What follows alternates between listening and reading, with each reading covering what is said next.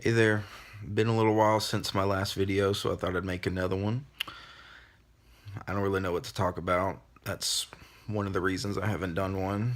Trying to figure out something interesting. But then again, the whole point of this project is for me. It's more like a video diary, I guess. I don't have the attention span to keep an actual diary or journal or whatever the hell you want to call it. I was just watching the movie Armageddon. That's a pretty decent movie. I like it. Um, so I was just watching this, that part where the guy, before they go up in space, he goes and sees his ex-wife and he sees his little kid and everything. And so that kind of jogged my memory on father issues. So I don't know, I figured I'd talk about that for a minute today. Because no one ever really wants to hear about it. And I don't talk about it much. It's pretty boring shit. Long story short, mom drives sandwich truck. Real romantic, I know. Meets construction worker building a shopping center. And he's married in another state, has a kid. Well, they fall in love, blah, blah, blah, whatever.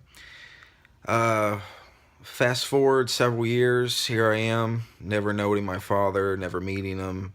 I grew up all the time asking for him. I used to have nightmares asking him, Daddy, Daddy, Daddy, when, whatever. Uh, so when I was 12 years old, 28 now, about to be 29. When I was 12 years old, I finally convinced my mom to try to call him. And so she did get a hold of him. He lived in West Monroe, Louisiana. Pretty shitty town. And we met halfway. We met in Shreveport. I'm from Texarkana. He's from Monroe, Shreveport, halfway mark. So as if the story didn't have trashy enough beginnings, we met in the parking lot of a Whataburger on the outskirts of town. So at the corner of I-220 and Highway 71. Still there. Right in front of a Bell's. I didn't say much to him. I'm 12. What the hell do you say? Well, from then, it was started to get harder, I guess, taking care of things financially. Mom being a single parent and all. Me becoming a teenager, things get expensive with school and personal life and all. So, she starts asking for a little financial help. Well, they start countering by, trying to scare us. Is what I think happened. He wanted to have visitations and stuff. Well, being naive, I said, "Yeah, let's do visitation. It's great. I'd get to know him. I get to know my half sister that's older. Get to know my half brother that's younger." Well, they never showed up to any of the court appearances or anything, but that's it turns out that was going to be the last time the only time I ever met my father. I still refer to him quite often as sperm donor. Uh, well, let's see, 2006. I'm 19. I'm living in Dallas by myself, and I have a vacation coming up from work because I work full time. I work like 60, 70 hours a week sometimes at good old Foot Locker. And so I psyched myself into saying I'm going to drive to West Monroe, Louisiana. I'm going to confront him. I know where the house is. I've seen the house. I'd gotten to know my grandmother a little bit. She actually lived next door for a good while.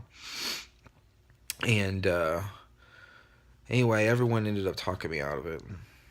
Then I think it was about a week or two later. It's almost Halloween. I'm supposed to go up to a North Dallas suburb with at my cousin's house. I have a cousin that's throwing a big party up there. She has good parties. And my mom surprises me when I'm showing up to Dallas. I'm like, "What the hell are you doing here? You hate Dallas." And she's like, "Oh, I'll go to the party with you and everything." Well, it turns out she came to tell me that my father had killed himself. They found him on the back porch, I think it was. Back porch, he'd shot himself in the stomach. This seems like an odd way to go, don't you think? There's plenty of easier ways to go. My grandmother, his mother, until the day she died in '09, so 3 years later, or was it 2010? I think it was late '09. Anyway, she still thinks that the wife had killed him. I don't know.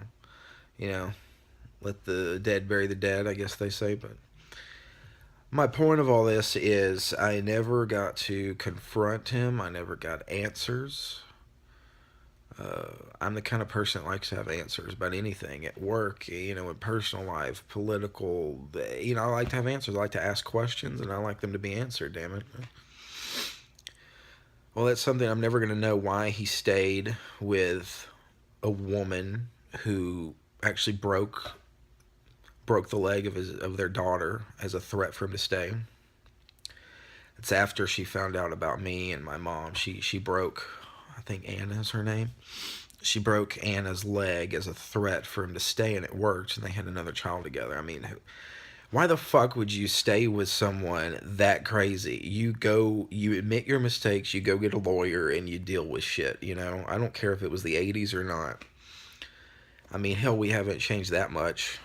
We're still a primitive species, but we have law that can help things, that could have helped that situation. You don't procreate more with a crazy woman, right? And just leave another child and another person that you said you loved abandoned. But the moral of the story is, set your mind to do something and you follow through with it. So, because life is full of regrets, and I know mine is, but I live way too much in the past. I need to get over that crap.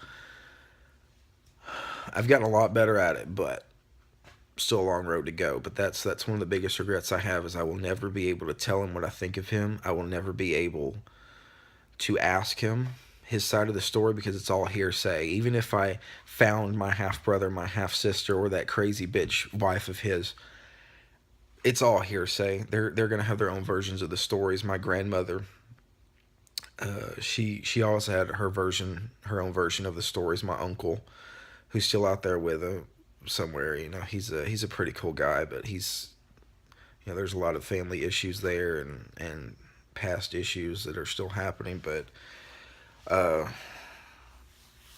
do you do? I'm just living my life here. I'm married, trying to adopt a kid, trying to foster a kid at least. I'm working on the corporate ladder. I'm working on paying off some bills. I'd like to have a house one day. I'm just trying to live this so-called American dream, but that question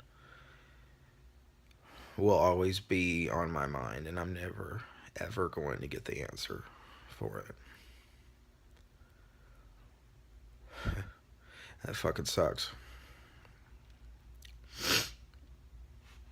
That's it for today.